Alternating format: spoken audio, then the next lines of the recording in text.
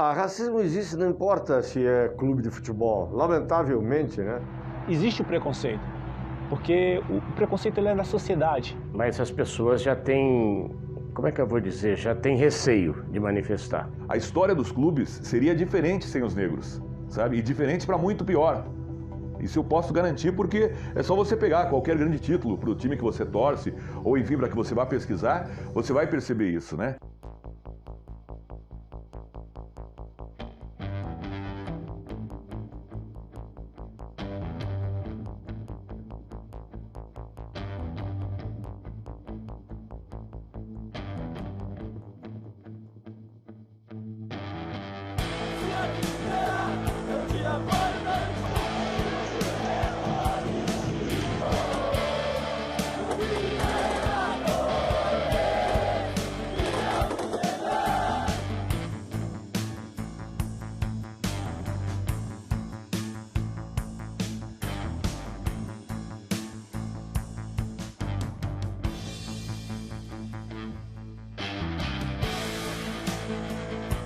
Existe o preconceito, porque o preconceito ele é da sociedade, e esse preconceito de sociedade ele é institucional, ele é estrutural e ele é individual.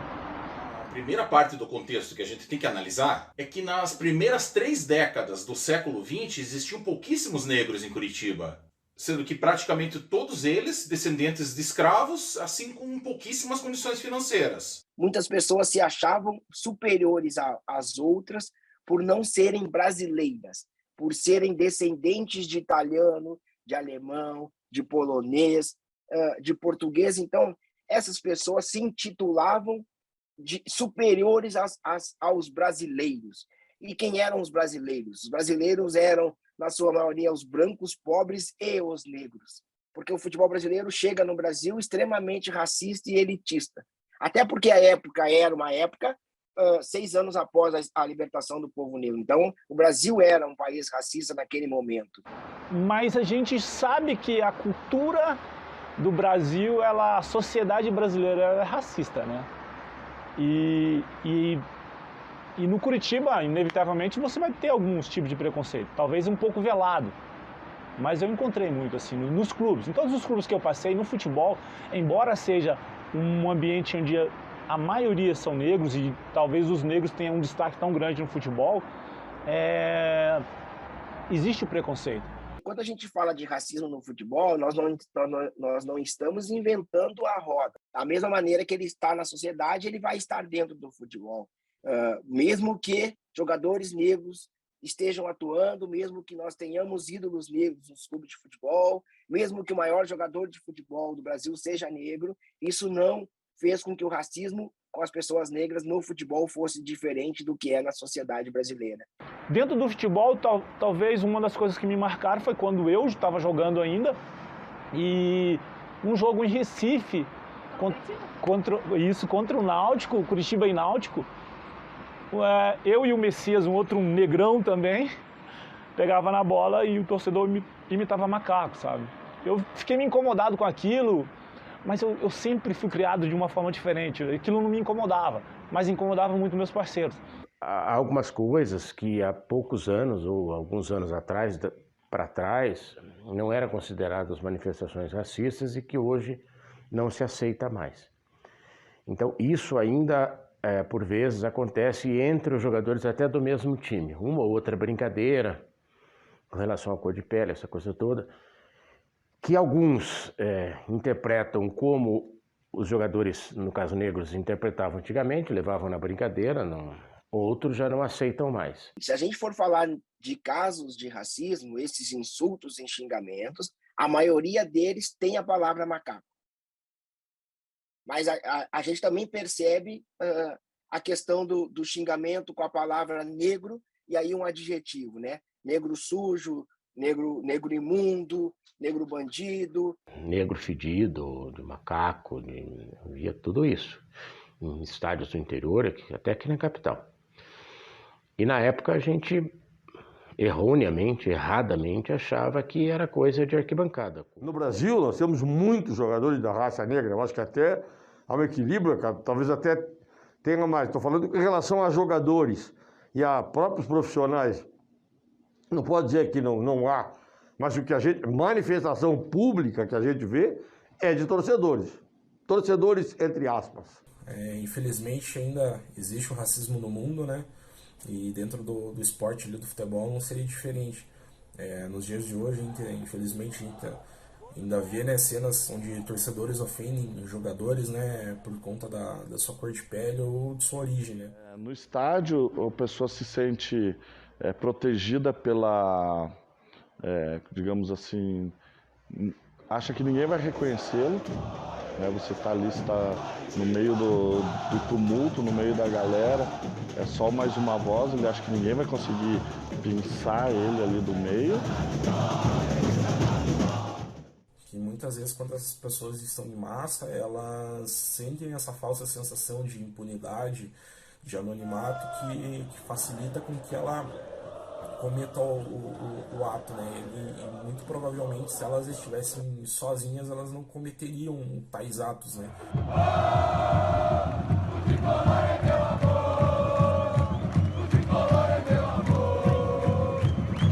O futebol, ele é paixão. E paixão, paixão você faz cada loucura, né? Você fala cada coisa, você mexe muito mais com a emoção, assim, né? Mas o torcedor mexendo com paixão e o racismo, ele só é despertado quando você está inconsciente, quando você está vivendo as coisas natural. Porque você pode conversar com uma pessoa racista e ela se controlar e ela não fala nada, nenhuma frase, não tem nenhum gesto de racista. Mas quando ele está à vontade e aí ele solta aquilo, opa, sai ao natural. Então, dentro do campo, é um torcedor que leva para a torcida o sentimento que ele tem da sociedade.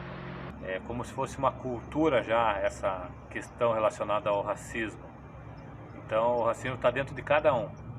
Todos os dias a gente comete esse erro, né?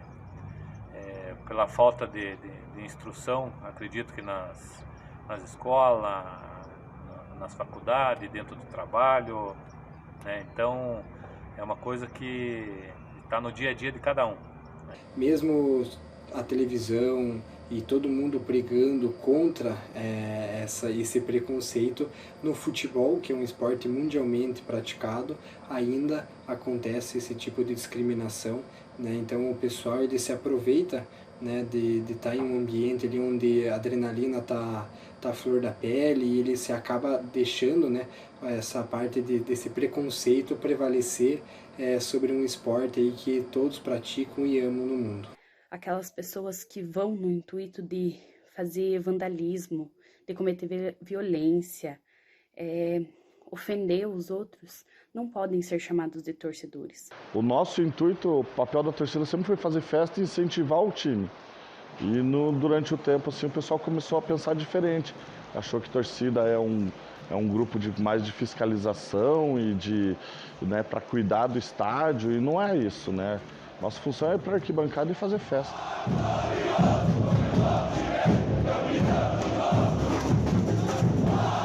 O papel de uma torcida organizada seria cobrar e fiscalizar o clube, né?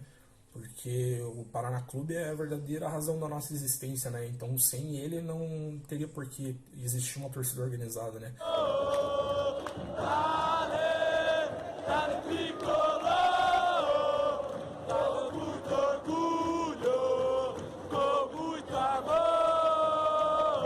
Existia um caso do Paraná Clube quando ele recebeu o São Bernardo aqui, e foi o caso do Marino, o jogador Marino, que aliás é um bom jogador e que acabou sendo expulso naquela partida, se não estou enganado. Eu estava narrando o jogo, mas são tantos jogos, eu acho que ele foi expulso, que eu lembro que ele saiu antes.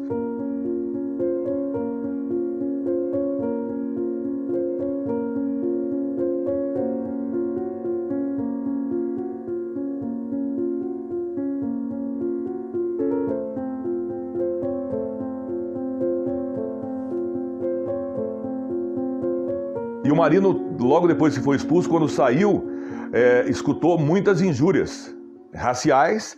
Só que o que eu achei interessante do Marino, eu acho que isso tem que acontecer do atleta, da pessoa, do ser humano, quem sofrer isso tem que denunciar. Ele imediatamente procurou já no estádio, né?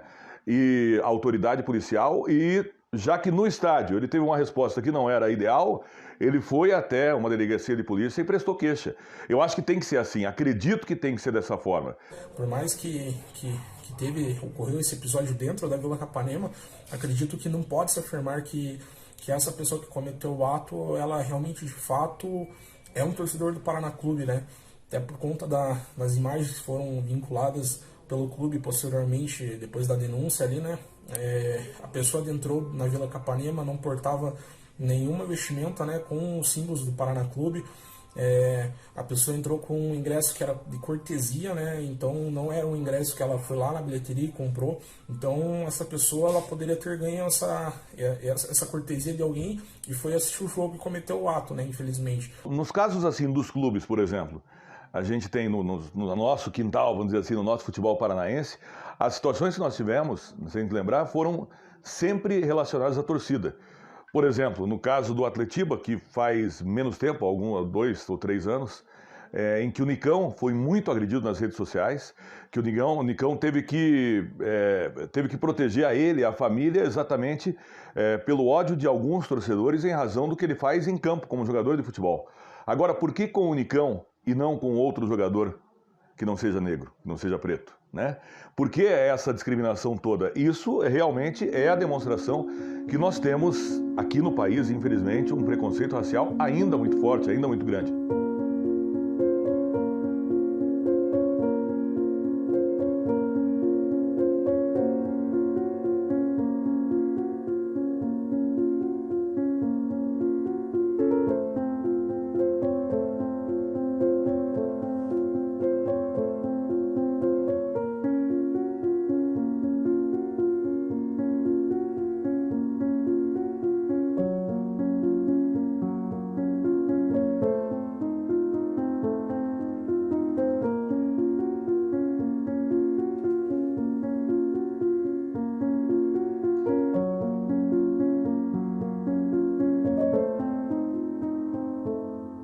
As redes sociais ajudam, dão um boom fantástico, fazem a pessoa ter muito mais visibilidade e até financeiramente ganhar muito com isso, né? Porque hoje é uma possibilidade.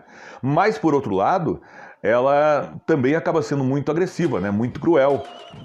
Então, no estádio de futebol, você se esconde no meio de outros torcedores e grita. Na internet, você cria perfis falsos e insulta. Então, é essa sensação de impunidade que leva que os torcedores cometam esses atos de racismo.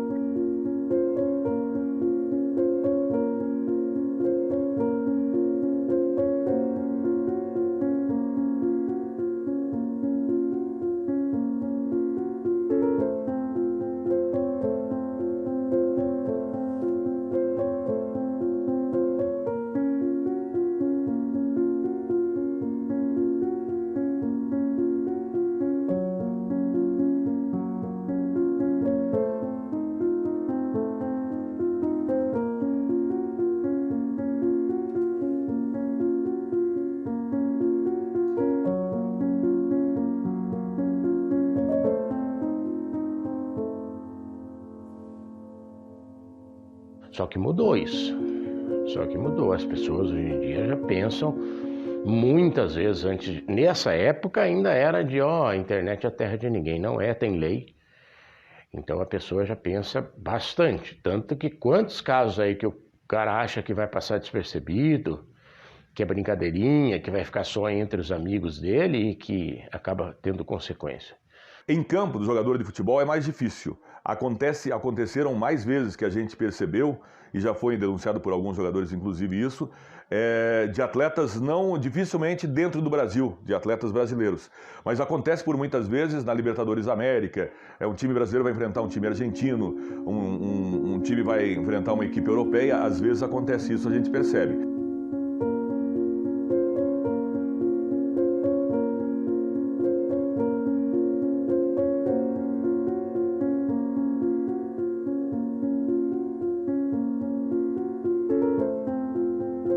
Então, eu acredito que na entidade, especificamente, isso não cabe mais. Que me perdoe até, mas seria uma burrice muito grande algum dirigente chegar e tentar impor uma situação como essa, na entidade, né? Agora, se você me perguntar existem dirigentes, existem conselheiros, às vezes, que podem ser racistas? Acredito que sim. Como, aliás, em toda a esfera você tem, infelizmente, ainda existe hoje, né? Os problemas maiores é que quando você sofre o preconceito, ele só tem um chamario maior, o individual. Porque o individual, ele acha que, pô, aquele cara é racista, pô, não sei o que e tal.